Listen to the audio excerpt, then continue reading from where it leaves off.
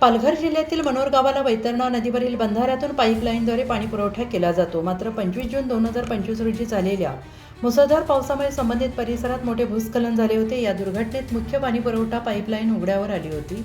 यावेळी ग्रामपंचायतीने तात्पुरत्या स्वरूपात पाईपलाईनला आधार देत परिस्थिती हाताळली होती. या घटनेनंतर ग्रामसेवक नितीन पवार आणि सरपंच चेतन पाटील यांनी पाईपलाईन सायलेंट रिसॉर्टच्या रस्त्यालगत सुरक्षित ठिकाणी स्थलांतरित करण्यास सांगितले, जेणेकरून भविष्यात कायमस्वरूपी तोडगा निघू शकेल. मात्र वर्ष उलटून गेली तरी प्रत्यक्षात कोणत्याही कामाला सुरुवात केलेली नाही. मात्र पुन्हा पावसाळा तोंडावर आलेला असताना ग्रामपंचायतीच्या निष्क्रियतेमुळे गावकऱ्यांमध्ये तीव्र नाराजी व्यक्त होते.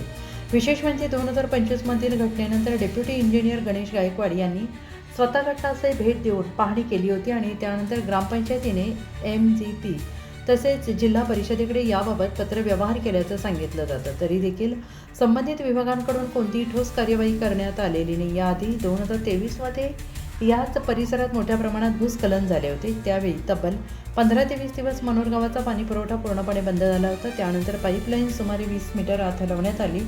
मात्र 2025 पुन्हा त्याच प्रकारची घटना घडल्याने पूर्वीच्या उपाययोजना अपुऱ्या ठरल्याचे स्पष्ट झाले. स्थानिक नागरिकांच्या मते यंदाच्या पावसाळ्यापूर्वी कायमस्वरूपी काम झाले नाही तर मनोर गावाचा पाणी पुरवठा पुन्हा विस्कळीत होण्याची भीती आहे. गावाला पाणी पुरवठा करणारी मुख्य पाण्याची टाकी सायलेंट परिसरात असून टाकीतील वॉल मोठ्या प्रमाणात गळती अवस्थेत आहे आणि त्यामुळे दूषित पाणी पुरवठ्याचा धोका निर्माण झाला असून नागरिकांच्या आरोग्याचा प्रश्न गंभीर बनला आहे. ग्रामस्थांचा आरोप आहे की ग्रामपंचायत नवीन पाणी कनेक्शनसाठी तब्बल 2,000 रुपये आकारते. मात्र एवढी रक्कम भरूनही नागरिकांना नळ फिटिंगचा खर्च स्वतःच करावा लागतो. याशिवाय फिल्टर पाणी मिळेल असे आश्वासन देण्यात येते, परंतु प्रत्यक्षात गावात कोणतीही प्रभावी फिल्टर यंत्रणा कार्यरत नसल्याचा आरोप ग्रामस्थांनी केला आहे. फिल्टरच नाही तर फिल्टर पाणी कुठून येणार असा संतप्त सवाल करत आहे. सध्या नागरिकांना स्वच्छ पाणी मिळत नसल्याने पावसाळ्यात परिस्थिती अधिक बिकट होण्याची शक्यता वर्तवली जाते आहे. याबाबत ग्रामपंचायतीकडे वारंवार तक्रारी करूनही ठोस उपाययोजना होत नसल्याचा आरोप ग्रामस्थांनी केला आहे. आम्ही वरिष्ठ स्तरावर पाणी पुरवठा सुरू केला आहे असं सांगून ग्रामपंचायत जबाबदारी झटकत असल्याची भावना नागरिकांमध्ये निर्माण झाली आहे. त्यामुळे ग्रामस्थांनी अखेर आपली तक्रार नेमकी कोणाकडे करावी असा प्रश्न उपस्थित केला आहे. ग्रामसेवक नितीन पवार, सरपंच चेतन पाटील आणि संबंधित सदस्य गावातील एवढ्या गंभीर पाणी प्रश्नाकडे दुर्लक्ष का करत आहेत असा सवाल आता नागरिकांकडून उघडपणे विचारला जातो आहे.